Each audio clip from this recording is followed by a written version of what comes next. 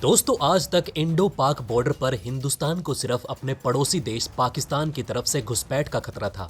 लेकिन अब दुश्मन दूसरे हथकंडे भी अपनाने लगा है। दुश्मन की तरफ से उस वक्त कायरता का सबूत मिलता है जब बॉर्डर पर कुछ नापाक हरकतें देखने को मिलती है, जिसे देखकर आप भी चौंक जाएंगे। यूं तो भारतीय सिपाही हर वक्त बॉर्डर पर तैनात रहकर दुश्मनों से देश की रक्षा करते हैं, लेकिन क्या बॉर्डर पर सिर्फ दूसरे देशों की आर्मी से ही खतरा है या कोई और भी दुश्मन घेरा लगाकर बैठा है? जानिए भारत के सैनिकों को देश की रक्षा करने के लिए बॉर्डर पर किस तरह के दुश्मनों का सामना करना पड़ता है। दोस्तों, देश का भविष्य हमारे आज के युवाओं के हाथ में है, लेकिन अगर वही हाथ ड्रग्स और नशे लेते हुए नजर आएंगे तो क्या भारत का भविष्य संवर पाएगा? हम आगे बढ़ने की बजाय पीछे और पीछे चले जाएंगे। और अगर आपका पड़ोसी देश आपका सबसे बड़ा राइवल हो तो उसे आपके देश को बर्बाद करने में कोई हिचकिचाहट नहीं होगी। ऐसे ही नापाक इरादों से भरा है पाकिस्तान, जो भारत को बर्बाद करने के अलावा कुछ सोच ही नहीं पाता।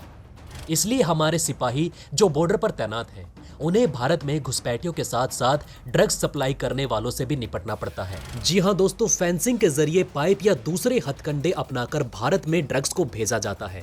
कई बार तो तस्करी करने वाले शर्ट की स्लीव्स या औरतों की सलवार में हीरोइन और कोकेन के पैकेट्स भर देते हैं और उसे एक तरफ से बांधकर इस तरह फेंकते हैं कि बॉर्डर से ड्रग्स सेकंड्स में हिंदुस्तान की जमीन पर आकर गिरता है।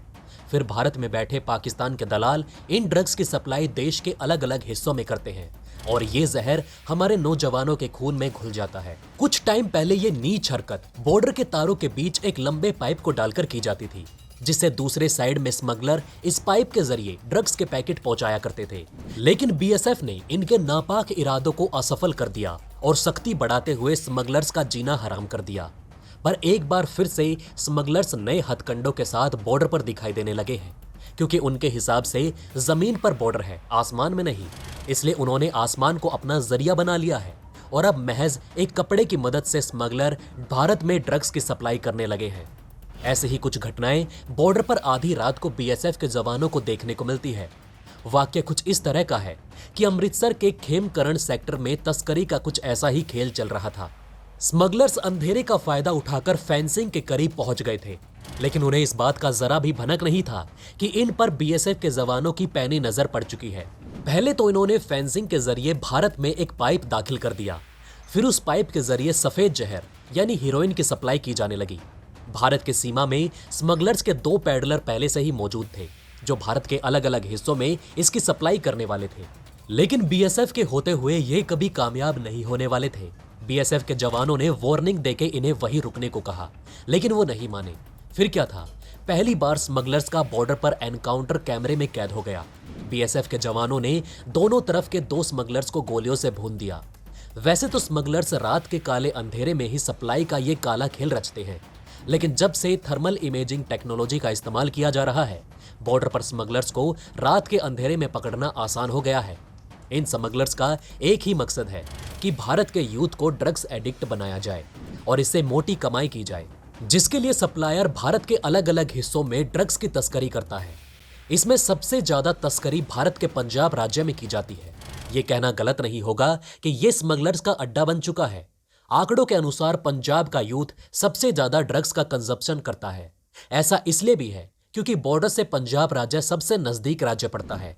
इसलिए स्मगलर्स के लिए ये एक खुला बाजार बन चुका है, जहां चरस, गांजा, हीरोइन और कोकेन जैसे खतरनाक ड्रग्स की सप्लाई होती है।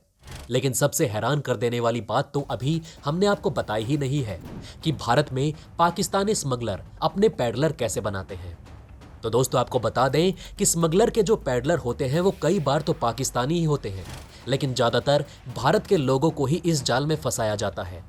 दोस्तों, वैसे तो इस काला बाजारी में इतना पैसा है कि कोई भी इसमें फंस जाए, लेकिन फिर भी हम कहते हैं कि इसमें कोई एक कैटेगरी नहीं है कि किस तरह के लोग इसमें शामिल होते हैं।